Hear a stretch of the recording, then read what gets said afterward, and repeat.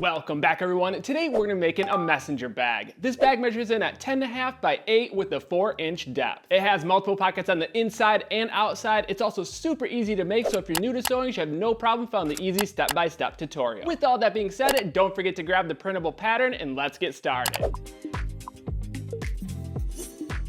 Getting started with supplies, you need a half yard for your main fabric, and I recommend using a canvas, denim, or twill. These are all very durable fabrics and they're easy to work with. I'm actually going to be using an upholstery fabric. I really like the way these look and the texture. If you choose to go this route, sometimes they're loosely woven and they can start to unravel, so just keep that in mind when you're choosing your fabric. But like always, grab a fabric that's really going to bring your design together. You'll need a half yard for your secondary fabric. This is going to be used for the lining on the inside, the pockets and bag, so you're going to want to go with a very lightweight material. I recommend using a nylon or a very lightweight cotton polyester, because once you start stacking all these layers together at the end, it can get pretty tricky to add the bias tape. So anything on the lightweight side should work perfect. You'll need 3 zippers, 1 14-inch and 2 12-inch. And I'll be cutting mine from a zipper roll. I found this is a great way to go. You can get precise cuts and minimize the waste. You'll need 2 yards of 1 to 1.5-inch width webbing. We'll be using this for the main strap. I'll be using 1.5-inch width in this video, so you can kind of see how it turns out. It really comes down to preference and how you want the strap to look, so realistically you can pick any width webbing. In the hardware going along with the webbing, you'll need 2 D-rings, 2 lobster clasps, and 1 strap adjuster. You can get these in any style, so I recommend finding something that fits your bag. You just mainly want to make sure that you match the width of your hardware to the width of your webbing. Since I'm using 1.5-inch width webbing, I'm going to be using 1.5-inch width hardware.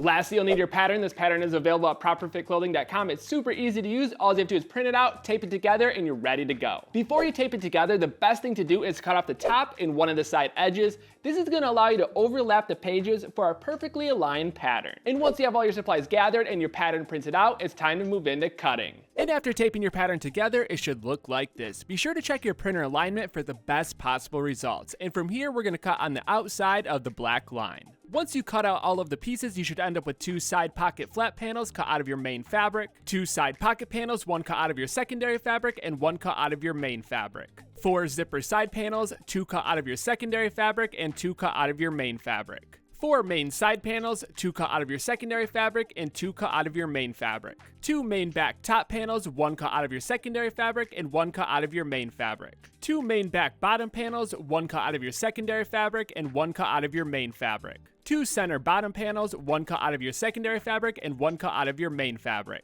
2 flat pocket top panels, 1 cut out of your secondary fabric, and 1 cut out of your main fabric, 2 flat pocket bottom panels, 1 cut out of your secondary fabric, and 1 cut out of your main fabric, 2 flat pocket back panels, 1 cut out of your secondary fabric, and 1 cut out of your main fabric, 2 lining pocket panels, both cut out of your secondary fabric, 2 front flat pocket panels, 1 cut out of your secondary fabric, and 1 cut out of your main fabric. And lastly, 3 main front panels, 2 cut out of your secondary fabric, and 1 cut out of your main fabric. Moving on to assembly, the first thing we're going to do is grab the side pocket flap panels and separate both of the layers. From here, we're going to place the right sides together, lining up the outside edge. Using the pattern, locate the top edge, and this is the edge we're not going to stitch. We're just going to stitch the sides and the bottom at a 1/4-inch seam allowance. After finishing up the stitch, flip the right sides out, place a few pins so the layers don't shift around, and the goal is to get those 2 sides perfectly lined up around the outside edge. Then we're going to push the top opening inward so the right sides are together. This will seal off the opening and also give us a nice clean edge at the top. And again, you're going to want to place a couple pins along that top edge, and from here we're going to top stitch all the way around the outside edge. Try to make it as neat as possible, and I recommend matching the thread color with your fabric color to hide any imperfections, because those corners can get a little bit tricky. But once you're satisfied with your work, this flap assembly is complete, so for the moment we can place it off to the side and grab the side pocket panels. Separate the 2 fabrics, and using the pattern, locate the corner sew guide, and what we're going to be doing is bringing those corners together and sewing them.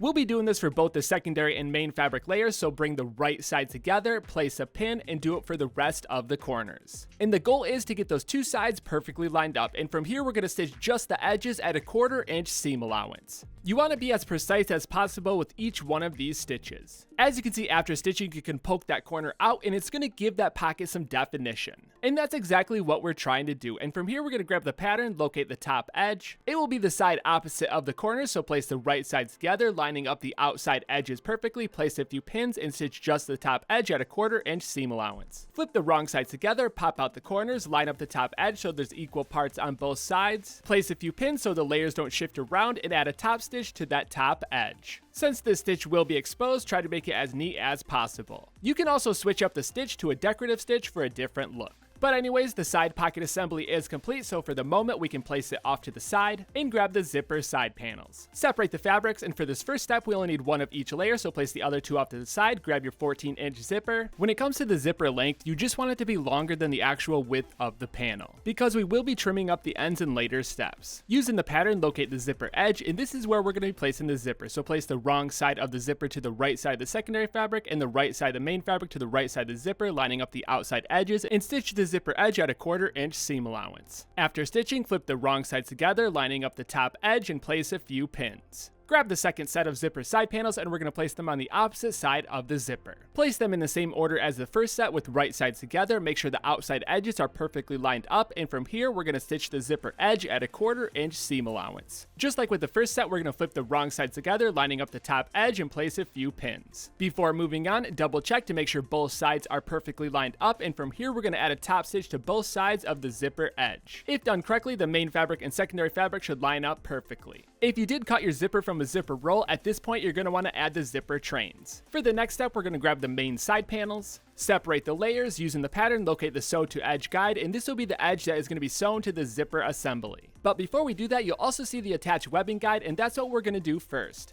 So cut two 5-inch strips of webbing and grab 2 D-rings. Feed the webbing through the D-ring opening, move it halfway down the strip, and fold it in half. Then we're going to take these and place them directly on top of the zipper. The zipper is our center point, so you want these to be perfectly lined up in the center. But you can play around with the depth, and it will give you more webbing sticking out of the side panel. Just make sure you have about a 1/2 inch hanging off the edge. Then we're going to grab the made side panels and place the right sides together, sandwiching the zipper assembly in between both of the side panels. If the zipper assembly was sewn correctly, then the width of that assembly should match the width of the main side panel. There are cases where it won't match, and this is if you're using a wider zipper. If this is the case, then you're going to want to trim the outside edges of the zipper assembly to match the main side panel width.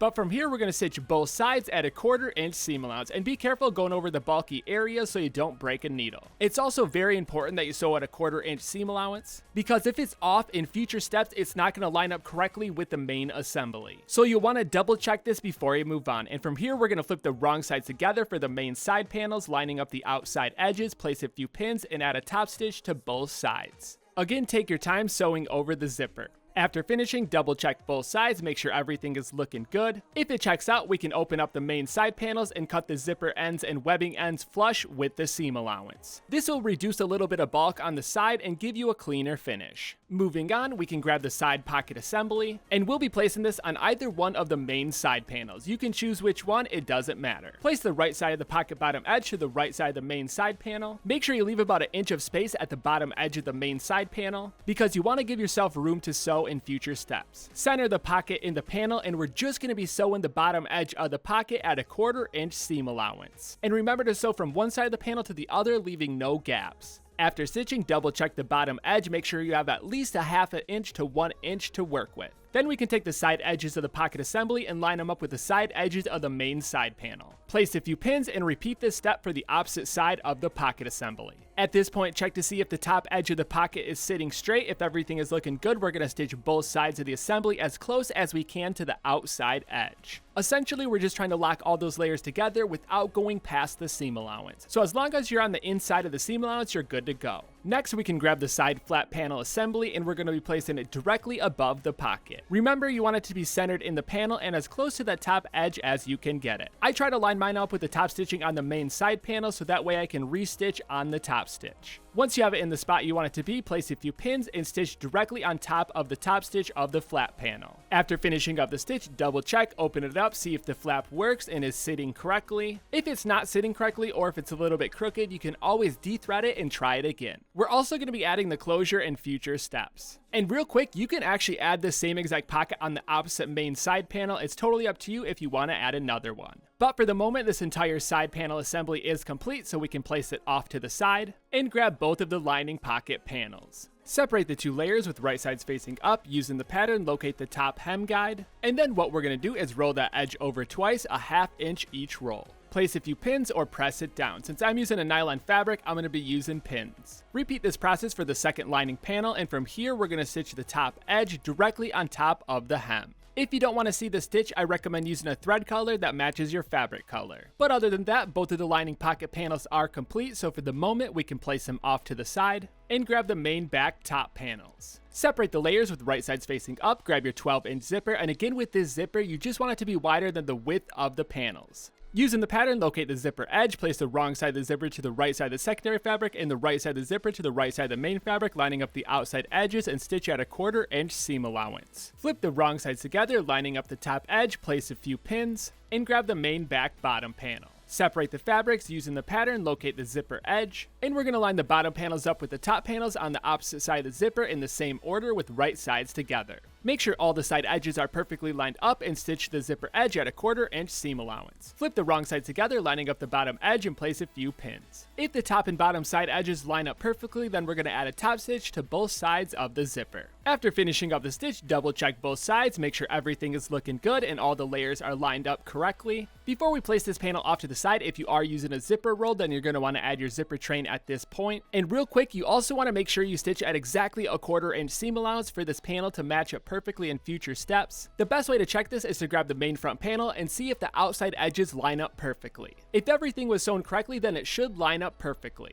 Because this is the end size we need, if you did use a bigger zipper, then you may need to trim the bottom edge to match the size. But other than that, the back pocket assembly is complete, so we can place it off to the side and grab the flat pocket top panels. Separate the fabrics and grab your second 12-inch zipper. Again, you just want it to be wider than the width of the panels. Using the pattern, locate the zipper edge and then place the wrong side of the zipper to the right side of the secondary fabric and the right side of the main fabric to the right side of the zipper, lining up the side edges and stitch at a 1/4 inch seam allowance. Flip the wrong sides together, lining up the top edge, place a few pins, and grab the flat pocket bottom panel. Separate both of the layers, locate the zipper edge at the top of the panel, and we're going to place it on the opposite side of the zipper, lining it up with the top panel in the same order with right sides together. Then go ahead and stitch at a 1/4 inch seam allowance. After stitching, flip the wrong sides together, lining up the bottom edge, place a few pins. If the top and bottom panel edges line up perfectly, then we're going to add a top stitch to both sides of the zipper. After stitching, double check both sides, make sure everything is looking good, and again, if you cut your zipper from a zipper roll, add your zipper train. Then we're going to grab the flap back panels. The assembly we just made should be the same exact size as the flap back panel. Again, if the zipper is a different size, then you may need to trim it to match. It is hard to get these perfectly precise. This is just the flap panel, so you don't need it to be to the exact size because it won't mess up the overall construction. But anyways, moving on, place the wrong sides together for the flat back panels and then place the right sides together with the assembly and the flat back panels, lining up the outside edges. Then we're going to stitch just the side and bottom edges at a 1/4 inch seam allowance, leaving the top edge unstitched. When it comes to the corners, you do want to sew those in one go, or else if you stop and start, it's going to create little ripples and look bad when you flip the right sides out.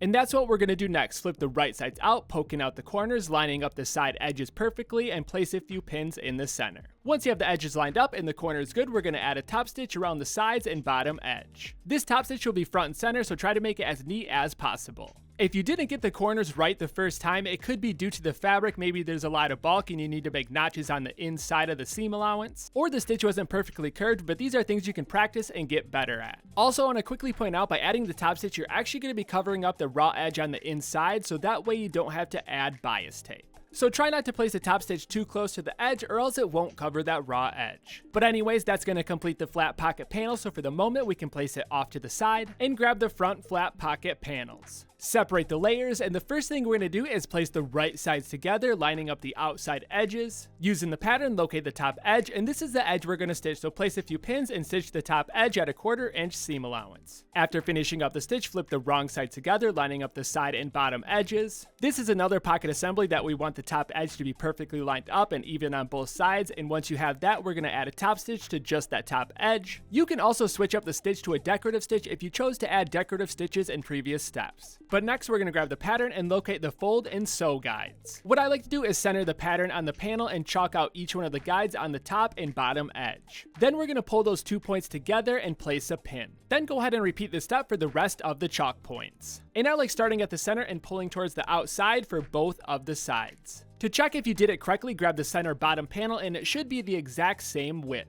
If it's off, then you're going to want to adjust it to match the width of the center bottom panel. And as you can see, we're essentially just rolling those edges over to reduce the width. Once you have everything lined up and pinned down, we're going to add just a tack stitch to the top and bottom edges. Try to make it as small as possible so it's not noticeable. And the reason we did the pocket this way is to give it a little bit of depth, so now that we have this center point that sticks out, it's giving us room on the inside of the pocket. You can actually customize this and make it longer to give it even more depth. So feel free to play around with the dimensions. But anyways, moving on, next we're going to grab the center bottom panels and the main front panels. For this step, we only need 2 of the main front panels, so that's going to be 1 main fabric and 1 secondary fabric. The second secondary fabric panel you can place off to the side. Then we're going to place the wrong sides together for the remaining 2 front panels. Then add one of the lining pocket panels to the secondary fabric side along the bottom edge. Flip back to the main fabric side and add the flat pocket panel along the bottom edge. Grab the center bottom panels, place them on either side of the bottom edge with right sides together.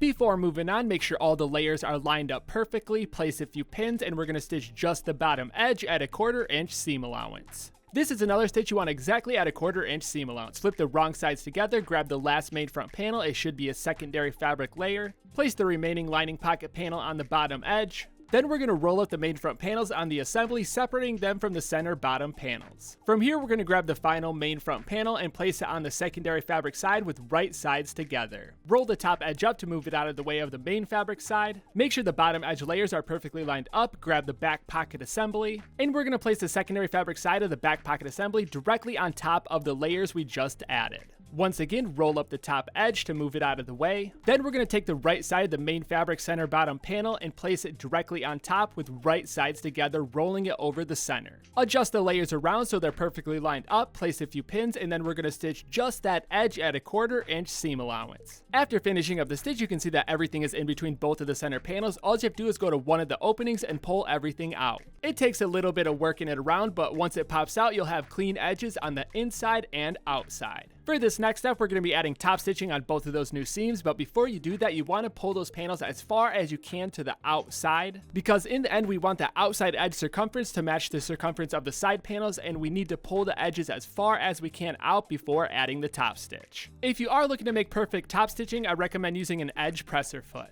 At this point, our main assembly is almost complete, but when it comes to adding it, it can be a little bit difficult with all these layers. So what you're going to want to do is line up all the layers around the outside, place pins, just so the layers don't shift around, and then we're going to add a stitch as close as we can to the outside, just on the side edges, so we lock together all of those layers. This step is optional, but it's going to make it 1,000 times easier once we add the side panel. And as you can see, everything's locked down, lined up, and good to go. Flip the assembly back around to the main fabric side, and before we move on, we need to add the flat pocket panel. And we'll be placing this assembly on the side with the flat pocket. This is the side opposite of the zipper pocket. You can place it either with the zipper pointing towards the back or the zipper pointing towards the front. I'll be placing mine with the zipper pointing towards the front, and you want to line it up perfectly in the center of the main assembly. You also want about a 1/4 inch hanging past the top edge. You want to give yourself enough room so that all those layers get stitched together. Once you have everything lined up and pinned down, we're going to stitch just the flat pocket along the top edge as close as we can to that edge. After finishing up the stitch, open up the panel, make sure it's perfectly lined up in the middle of the assembly. If it's not perfectly lined up, I recommend dethreading and trying it again. But if everything is looking good, we can move on to the next step. So grab the side panel assembly, and with this one, we're going to sew it a little bit differently. We're going to start by just sewing the main side panels to the center bottom panels. Place the right sides together, lining up the side edges of the main side panels and the center bottom panels, and stitch just those sides at a 1/4 inch seam allowance. And remember to stitch the entire panel. The width of each panel should line up perfectly. Like I said in previous steps, you really need to make sure your 1/4 inch seam allowances are correct. From here, we're going to fold up the sides of the main assembly and line them up with the sides of the side panel. It's best to mark the center on the top of the main assembly and the side panel, so that way you get everything lined up evenly. Place pins along that entire edge, and if everything was done correctly, those edges should line up perfectly. When it comes to the stitch, we're going to be sewing through those bottom corners. So we're going to start at one side and sew all the way to the opposite, then we're going to flip it over and do the second side. So take your time with this stitch, go as slow as you need to go, round the corners really nice, try to do the corners in one stitch. because the more you stop and start in those corners, the more likely it's not going to pop out correctly. After finishing up the stitch, it's best to double check, make sure all those layers got stitched together. You're working with a lot of layers and things can move around as you're stitching. Also take a look at the corners, make sure they're nice and square, and that's kind of why we did it this way, to get perfectly square corners. From here we can flip the right sides out and check it from the right side. It's always best to check the layers from the right and the wrong side before moving on, because you might see something on the right side that's not totally stitched together, and you can always go back and quickly stitch it down. And you can also check the corners from the right side to see if you need to go back and restitch those to smooth them up. The corners are hard to do, but over time you will get better. So from here we can flip the wrong sides back out, locate the zipper ends, and snip them flush with the seam allowance. We're going to be adding double-sided bias tape, so you're going to want to look around the seam allowance and snip anything that sticks past the seam allowance. The bias tape is optional, you don't need to add it. If you don't want to add it, you can skip ahead. But I'm going to quickly walk you through a few different techniques to use whether you're a beginner or advanced. The first method is using a bias tape making kit. In this technique, you make your own double-sided bias tape to the size and fabric you want to use. All you do is cut your strips, feed it through your folder, and press it when it comes out the folder. It's very easy to do, and you get to customize the bias tape to your exact measurements. The second technique is using a double fold bias tape binder. This is the most efficient technique. You cut your strips, feed it through your binder, and sew it directly to your raw edge. And the last technique is using pre-made double fold bias tape. You are limited to colors, but it's very easy to use. You fold it over the edge and stitch it down. And you want to make sure you apply it all the way around the outside edge. And I'm using the bias tape attachment. This is a great way to go if you plan on making a lot of bags. It gives me perfect bias tape every time, and then I also get to match the fabric on the inside so it looks very nice. Or you can switch it up and use a different color fabric for a detail on the inside of the bag. Not only does it give your bag a professional finish, but it also provides extra strength. If you plan on making these to sell, I highly recommend adding the double fold bias tape. And as you can see, when you flip the right sides out, those corners pop out a lot more because it has extra fabric to push up in that corner and overall give it a perfect look. Each one of these techniques yields the same results. It really comes down to the speed of the production. But anyways, moving on to the next step, we're going to be adding snaps to the front and side flap. And for this step, you can use any style of snaps. I'm going to be using magnetic snaps. They come in a kit with everything you need to install them. These ones also come in a variety of finishes, so you should be able to find something that matches your project. Next, you want to figure out how many you're going to add. I'm going to be adding one to each side of the flap since it's a bigger flap. I'm placing mine about a ½ inch out from the corners. Once you found the spot, cut your opening and feed the thin side through from the bottom side of the flap. Then place the top cap on the right side of the flap. This kit comes with a hammer die. You can either use a hammer die to install them or a press. If you are using a hammer die, we're going to place the base on the magnetic side, lining it up in the grooves. Then simply take the hammer side of the die, place it on the button, and hammer it down. And something to keep in mind, you don't need a lot of force with these magnetic snaps. Then we're going to go ahead and do the same thing for the opposite side of the flap. With both sides secured down, we're going to lay out the flap and see where it falls on the pocket. Where it naturally falls, you're going to mark it with chalk because that's where we're going to install the second portion of the snap button. And this will be the thicker side. You're going to install it the exact same way. Place it through the opening from the right side, add the snap on the inside. Before securing it down, it's always best to double check to make sure the snaps line up. If everything is looking good from there, you can secure it down with the hammer die. Once you completed the front flap, we're going to do the same thing for the side pocket flap. Just repeat the same exact steps, but for this one, we're only going to be using one snap. Like I said previously, you don't need to use magnetic snaps. I just think they're way easier to get in and out of the bag quicker. It really comes down to preference and how you want the bag to look in the end. Because you can get creative, use different lock closures to make it look designer. But anyways, moving on to the next step, we can place the bag off to the side and grab our 2-yard strip of webbing. I'm using 1.5 inch width webbing, and this may be a little bit long, but you can always trim it down later after sewing it together. Going along with the webbing, you'll need 1 strap adjuster and 2 lobster clasps. You also want these to match the width of your webbing. We're going to start by feeding the strap adjuster onto the webbing end and sliding it down about 2 feet. Then add 1 lobster clasp. Pull a little slack out of the strap adjuster and feed the webbing end back through the strap adjuster from the back opening to the front opening. Remove the slack from the strap adjuster to give you space and roll the webbing end over once. Lastly, you're going to pin it down so it doesn't slide back through the strap adjuster. Grab the opposite end of the webbing and add your second lobster clasp. This one is simple because all you need to do is roll the webbing end over once and pin it down. With both sides pinned down and ready to go, all we're going to do is add a tack stitch to both sides. Feel free to add more than one for extra strength. And as you can see, you can move the strap adjuster to adjust the overall size of the strap. With the strap complete, you can grab the bag and clip it to the D-rings. From here, you can try it on, and if the strap is way too big after making adjustments, you can de-thread one side, trim it down, and re-stitch. This is easiestly done on the side with the one lobster clasp. From here, we're going to move into the final step, and that's adding your branding. I also went ahead and added zipper pulls. I highly recommend adding zipper pulls. It makes it so much easier to use the zippers, and overall makes it look really nice. I use leather strips added with double-sided rivets. This is a great way to go, but you can also embroider your logos or even use woven tags. The great thing about these patterns is that you can actually change up the size, you can change the width very easily, you can change up the overall height. All of the assembly will be exactly the same way if you make any of these customizations. You can also change up the pocket configuration. You can add the flap, don't add the flap, add it to both sides, change up the zipper pockets, add more pockets on the inside.